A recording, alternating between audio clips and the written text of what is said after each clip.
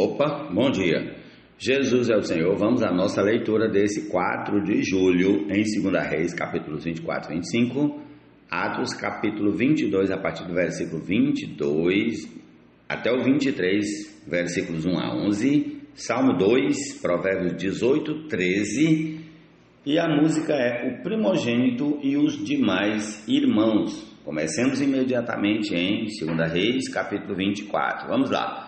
Foi durante o reinado de Jeoaquim que Nabucodonosor, rei da Babilônia, veio contra Judá. Durante 3 anos, Jeoaquim foi servo de Nabucodonosor, mas depois se revoltou contra ele. O Senhor enviou contra Jeoaquim bandos de caldeus, sírios, moabitas e amonitas. Ele os enviou contra Judá para destruir o povo, conforme a palavra que o Senhor tinha falado por meio dos servos, os profetas. Na verdade, isto aconteceu com Judá por ordem do Senhor, que removeu o povo da sua presença por causa de todos os pecados cometidos por Manassés e também por causa do sangue inocente que ele derramou, com o qual encheu a cidade de Jerusalém. Por isso, o Senhor não quis perdoar. Quanto aos demais atos de Jeoaquim e a tudo que fez, não está tudo escrito no livro da história dos reis de Judá? Jeoaquim morreu e Joaquim, seu filho, reinou em seu lugar. O rei do Egito nunca mais saiu da sua terra, porque o rei da Babilônia tomou tudo que era dele, desde o ribeiro do Egito até o rio Eufrates. Joaquim tinha 18 anos de idade quando começou a reinar e reinou 3 meses em Jerusalém. A mãe dele se chamava Neusta e era filha de Elnatã de Jerusalém. Joaquim fez o que era mal aos olhos do Senhor, como o seu pai havia feito antes dele.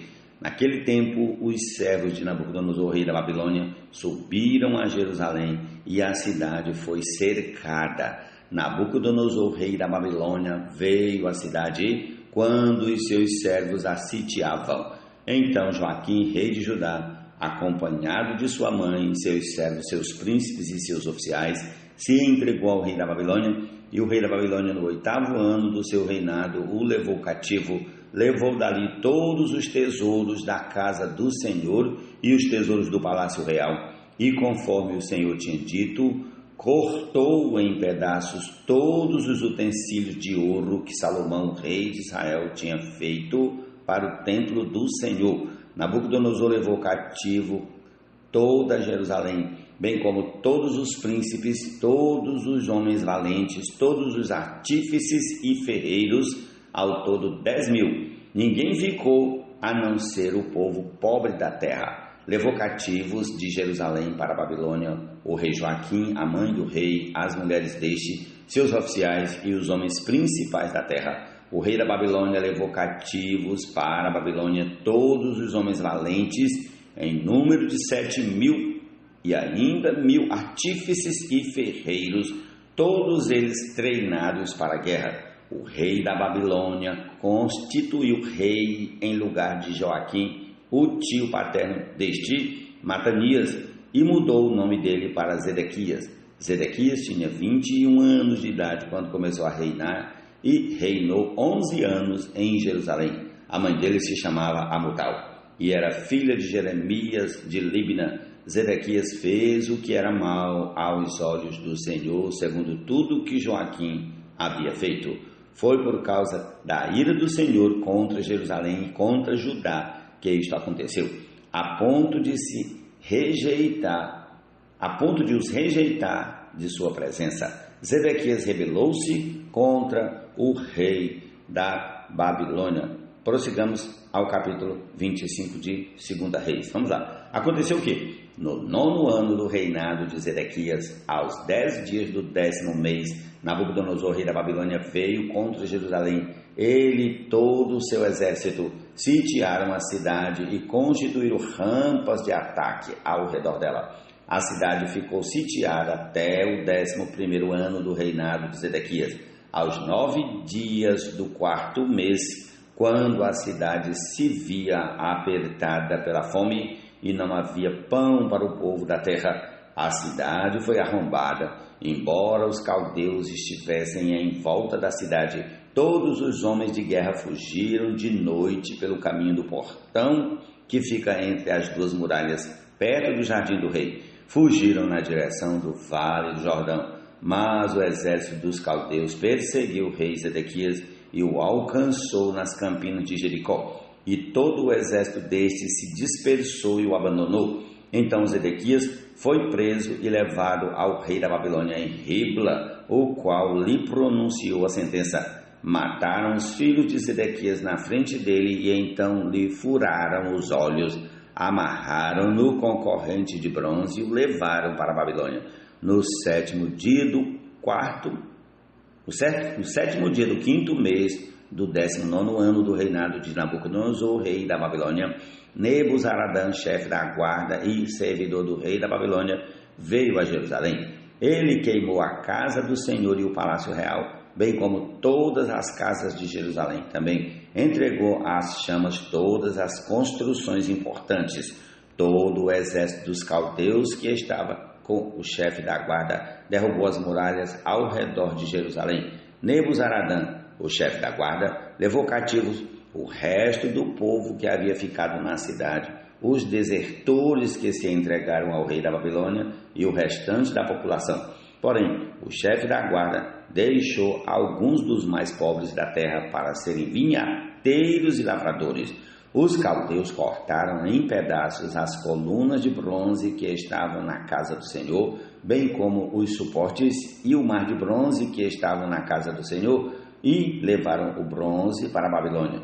Levaram também as panelas, as pás, os apagadores, os recipientes de incenso e todos os utensílios de bronze com que se ministrava. O chefe da guarda levou também os braseiros, as bacias e tudo que fosse de ouro ou prata. Quanto às duas colunas, ao mar de bronze e aos suportes que Salomão havia feito para a casa do Senhor, o peso do bronze de todos esses utensílios era incalculável. A altura de uma coluna era de 8 metros e sobre ela havia um capitel de bronze de 1,30 m de altura. A obra de rede e as romãs sobre o capitel ao redor. Tudo era bronze, semelhante a esta era a outra coluna com a rede. O chefe da guarda também levou cativos Seraitas, sumo sacerdote, Sofonias, segundo sacerdote, e os 3 guardas da porta da cidade. Ele levou um oficial, que era comandante das tropas de guerra, e 5 dos conselheiros do rei que ainda estavam na cidade, bem como o escrivão-chefe do exército, que alistava o povo da terra, e 60 homens do povo do lugar que estavam na cidade. Nebuzaradã, chefe da guarda, levou-os ao rei da Babilônia em Ribla. O rei da Babilônia os matou ali mesmo em Ribla, na terra de Amate. Assim Judá foi levado cativo para fora de sua terra. E sobre o povo que havia ficado na terra de Judá, que Nabucodonosor, rei da Babilônia, havia deixado ali, ele nomeou como governador Gedalias, filho de Aicão, filho de Safã. Quando os capitães dos exércitos, eles e os seus soldados ouviram que o rei da Babilônia havia nomeado Gedalias como governador, foram falar com ele em Mispa.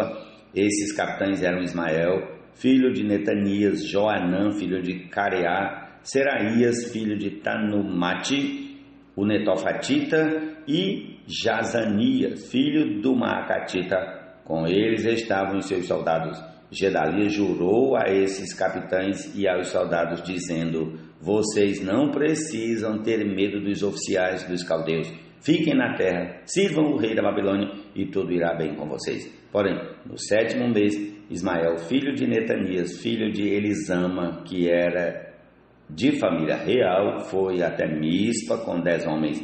Eles atacaram Gedalias e o mataram. Também mataram os judeus e os caldeus que estavam com ele em Mispa. Então todo o povo, desde o menor até o maior, junto com os capitães das tropas, se levantaram e foram para o Egito, porque tinham medo dos caldeus. no 37º ano do cativeiro de Joaquim, rei de Judá, no dia 27 do 12º mês, Evil-Merodach, rei da Babilônia, no ano em que começou a reinar, libertou do cárcere Joaquim, rei de Judá. Falou com ele de modo bondoso e lhe deu um lugar de mais honra do que a dos reis que estavam com ele na Babilônia. Permitiu que ele deixasse de usar as roupas de prisioneiro e Joaquim passou a comer na presença dele todos os dias de sua vida. E da parte do rei lhe foi dada subsistência vitalícia, uma pensão diária durante todos os dias de sua vida. Jesus é o Senhor, amém.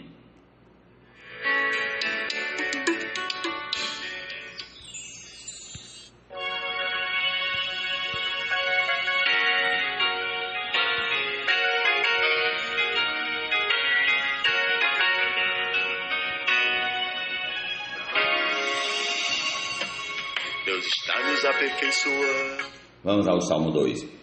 Porque se enfurecem as nações e os povos imaginam coisas vãs, os reis da terra se levantam e as autoridades conspiram contra o Senhor e contra o seu ungido, dizendo: vamos romper os seus laços e sacudir de nós as suas algemas. Aquele que habita nos céus dá risadas, o Senhor zomba deles. Na sua ira, a seu tempo, lhes falará e no seu furor os deixará apavorados, dizendo: eu constituí o meu rei sobre o meu santo monte Sião. O rei diz: proclamarei o decreto do Senhor. Ele me disse: você é meu filho, hoje eu te gerei. Peça e eu lhe darei as nações por herança e as extremidades da terra por sua possessão. Com uma vara de ferro você as quebrará e os despedaçará como o vaso de um oleiro. Agora, pois, ó reis, sejam prudentes, deixem-se advertir, juízes da terra. Sirvam o Senhor com temor e alegrem-se nele com tremor. Beijem o filho para que não se irrite e não pereçam no caminho, porque em breve se acenderá a sua ira. Bem-aventurados todos os que nele se refugiam. Jesus é o Senhor.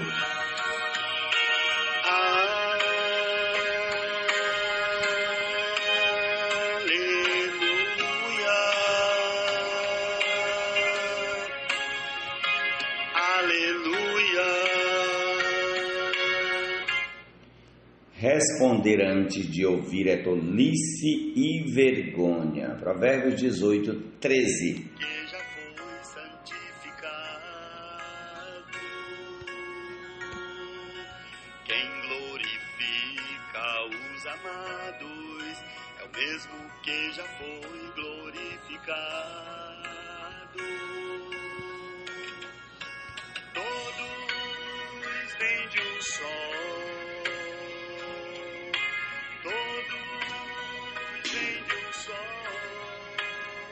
Deus, o Pai de todos nós. Por isso, amém. Atos dos Apóstolos, capítulo 22, a partir do versículo 22. Vamos lá. Até este ponto a multidão ficou ouvindo. Mas quando Paulo disse isso, começaram a gritar bem alto: fora com ele, mate-o, porque ele não merece viver. Enquanto eles gritavam, tiravam suas capas e jogavam poeira para o ar. O comandante ordenou que Paulo fosse recolhido à fortaleza e que, sob açoite, fosse interrogado para saber por que motivo estavam gritando assim contra ele. Quando o estavam amarrando com correias, Paulo perguntou ao centurião que ali estava: será que vocês têm o direito de açoitar um cidadão romano sem que ele tenha sido condenado? Ouvindo isto, o centurião procurou o comandante e lhe disse: que é isto que o senhor está prestes a fazer? Saiba que aquele homem é cidadão romano. Então o comandante veio e perguntou a Paulo: diga-me uma coisa, você é romano? Paulo respondeu: sou. E o comandante disse: eu tive de gastar muito dinheiro para conseguir essa cidadania. Ao que Paulo respondeu: pois eu a tenho de nascença. Imediatamente se afastaram os que iam interrogá-lo com açoites. O próprio comandante ficou com medo quando soube que Paulo era romano, porque tinha mandado amarrá-lo. No dia seguinte, querendo certificar-se dos motivos por que Paulo vinha sendo acusado pelos judeus, O comandante o soltou e ordenou que se reunissem os principais sacerdotes de todo o sinédrio e, mandando trazer Paulo, apresentou-o diante deles. Prossigamos ao capítulo 23, a partir do versículo 1 até o versículo 11. Paulo, fixando os olhos no sinédrio, disse: meus irmãos, tenho vivido até o dia de hoje com a consciência limpa diante de Deus, mas Ananias, o sumo sacerdote, mandou aos que estavam perto de Paulo que lhe batessem na boca. Então Paulo lhe disse: Deus há de ferir você, pare de banqueada. Você está aí sentado para me julgar de acordo com a lei e contra a lei ordena que eu seja agredido? Os que estavam ali perguntaram a Paulo: você está insultando o sumo sacerdote de Deus? Paulo respondeu: eu não sabia, irmãos, que ele é sumo sacerdote, porque está escrito: não fale mal de uma autoridade do seu povo. Como Paulo sabia que uma parte do sinédrio se compunha de saduceus e outra de fariseus, exclamou: irmãos, eu sou fariseu, filho de fariseus. Estou sendo julgado por causa da esperança e da ressurreição dos mortos. Ditas estas palavras, começou uma grande discussão entre fariseus e saduceus, e o sinédrio se dividiu. Pois os saduceus dizem que não há ressurreição, nem anjo, nem espírito, ao passo que os fariseus admitem todas estas coisas.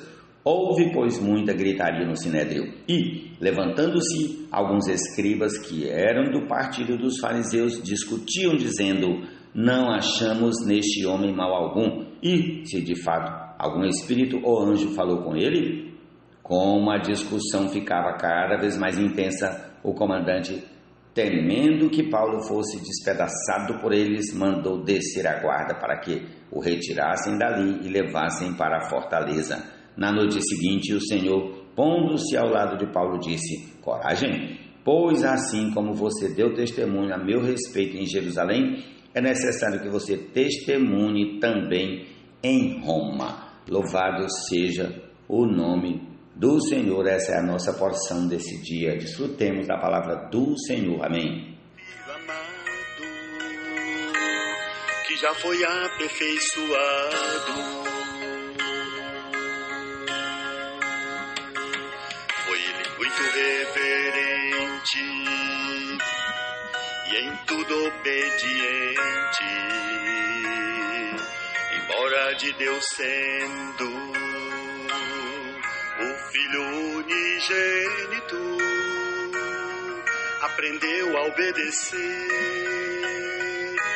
pelo seu muito sofrer.